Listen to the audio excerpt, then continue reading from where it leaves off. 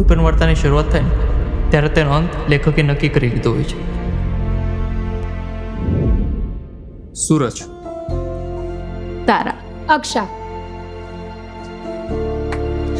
And this is Arav here.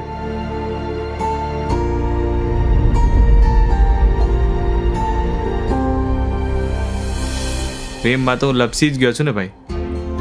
અને આમ પણ અક્ષા જીવનમાં આવીને પછી લાઈફમાં બધું અલગ જ ફીલ થાય છે. યાર મને તો કંઈ નથી સમજાતું. ચાલી શું રહ્યું છે લાઈફમાં? પણ સુરત સામે આવે ને ત્યારે આમ અંદર કંઈક થવા લાગે છે. તમે પણ કોઈ વાર્તા અધૂરી રાખવામાં માહિર છો. જો તમે ઈચ્છો ને તો પૂરી કરી શકશો.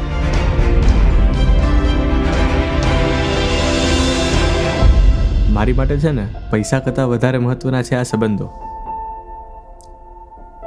મારી લાઈફમાં ચીનુ કાકા અને સુરત તો હતા જ, ને હવે તું પણ છે. યાર મારા માટે શું સારું અને શું ખરાબ એ મારા સિવાય બીજું કોણ નક્કી કરશે? હવે અક્ષા વિશે એક પણ શબ્દ ના બોલતા, નહીતર હું નાના મોટાનો ભેદ ભૂલી જઈશ. કહી દઉં છું તમને. માણસો જેનાથી દૂર ભાગે ને તે જ તેની નજીક આવે છે. એટલે એટલું પણ દૂર ના જવું કે જેનાથી દૂર ગયા છો તેના વગર ચાલતું ના હોય.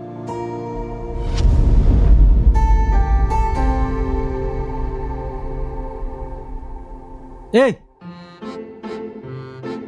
હું તને ગેંડા જેવો લાગુ છું?